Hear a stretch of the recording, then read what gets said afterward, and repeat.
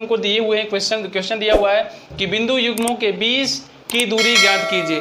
हमने बोला था जब दो बिंदु दिए हुए हैं और उनके बीच की दूरी निकालना हो, जब दो बिंदु दिए हों और उनकी क्या निकालना हो, बीच की दूरी निकालना हो, तो कैसे निकालेंगे। देखिए, तो हमने कल फार्मूला बताया था बीच की दूरी का, बीच की दूरी, इसका फार्मूला बताया था हमने सॉरी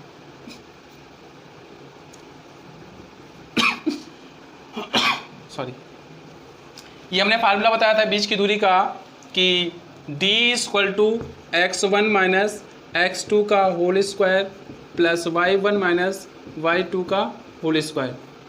ठीक है, तो हम पहला हमारा क्वेश्चन ये दिया था। ठीक है, पहला क्वेश्चन ये वाला। इसमें हमने 9th में पढ़ा था कि ये जो है कोटि क्या होती है, भुज क्या होती है, या फिर आप ये कह सकते हैं कि x1 क्या होता है, y क्या होता है, या फिर x क्या होता है। तो जो पहला स्टार्टिंग वाला पद होता है वो हमारा x होता है, जो पहले स्टार्टिंग होता है वो क्या होता है, x होता है। फिर जो दूसरा वाला होता है वो क्या होता है, y की वैल्यू होती है। समझ आ रहा है, ये कोटि भुज होता है, ये कोटि होती है। ठीक है, या फिर ये x की वैल्यू है, ये y की वैल्यू है, ये x की वैल्यू है, ये y की वैल्यू। जो पहले दिया होगा वो x की वैल्यू होगी, जो दोबारा मतलब दूसरे उसमें दिया होगा वो y की वैल्यू होगी। ठीक है, देखिएगा इसमें ये हो जाएगा x1, ये हो जाएगा y1, ये हो जाएगा x2, ये हो जाएगा y2।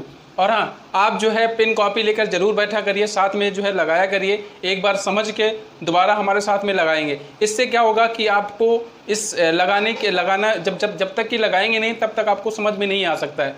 तो ठीक है, तो इसको जो है जब हम बताया करें पेन कॉपी साथ में लेकर बैठा करो। ठीक है, जो भी क्वेश्चन है, जो भी फार्मूले बताएं उसको जरूर नोट डाउन कर लिया करें।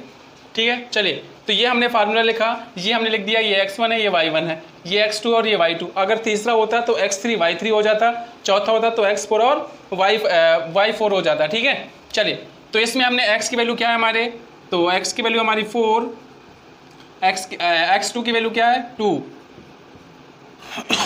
स्क्वायर लगा है स्क्वायर। y की वैल्यू क्या है y1 की वैल्यू 3 है, y2 की वैल्यू क्या है 5। अब स्क्वायर है, स्क्वायर लगा लिया। इसमें रूट लगा हुआ था तो हम इसमें रूट लगा देंगे। इतना चीज़ समझ में आया।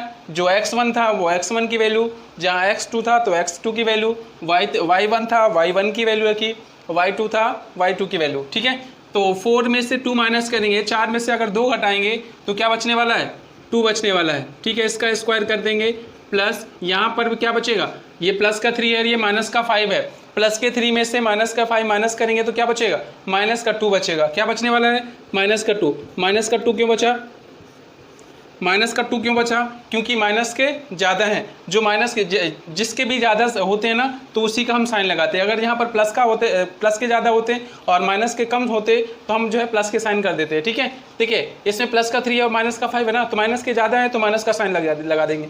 ओके, चलिए, तो 2 का स्क्वायर क्या आएगा, 4 आएगा, और -2 का स्क्वायर मतलब -2 इंटू माइनस का 2, प्लस का 4 आ जाएगा ना, माइनस माइनस प्लस हो जाएगा, तो क्या हो जाएगा प्लस का 4, अंडर रूट लगा दिया, और 4 और 4 कितना हो गया, 8 हो गया। अब 8 को रूट से बाहर कैसे निकालते हैं, अब देखना 8 है, 8 को हम रूट से बाहर निकाल देंगे, 2 4 8, फिर 2 से 2 2 4, फिर 2 से 1, तो ये तो पेयर बन गया ना। तो जब रूट से क्या होता है ना, जब वर्गमूल निकालते हैं तो 2 के जोड़े बनते हैं, तो एक जोड़ा तो बन गया ना, तो इसको बाहर निकाल देंगे। लेकिन ये लेकिन 2 का नहीं बन रहा है, 2 का नहीं बन रहा है, जिसका नहीं बनता है उसको हम रूट में रख देते हैं। तो ये हो गया आपका। ठीक है, ये हो गया आपका आंसर। समझ में आया कि नहीं आया, चलिए दूसरा क्वेश्चन देख लीजिए और समझ में आ जाएगा। देखिए फार्मूला यही लगने वाला है, इसमें फार्मूला यही लगने वाला है, और बस ये इसका नाम दे देते हैं। ये हो जाएगा x1, ये हो जाएगा y1, और ये x2 और ये y2। साथ में करते जाएं, जब तक कि साथ में करेंगे ना, जब तक कि करेंगे नहीं तब तक समझ में नहीं आएगा। तो अगर साथ में करेंगे तो ज़्यादा से ज़्यादा समझ में आने वाला है। ठीक है, चलिए, तो इसमें हम जो है x1 है, हम d यहाँ पे निकाल लेते हैं, d = x1 कितना है, रूट में लगा देते हैं। x1 हमारा 2a है, माइनस x2 क्या है, माइनस का a, ये माइनस का a, प्लस y1 क्या है, y1 हमारा a है, माइनस लगाइए, y2 क्या है, माइनस का 3 है, तो माइनस का 3 है, ब्रैकेट लगा दिया हमने, स्क्वायर था, इसमें भी स्क्वायर।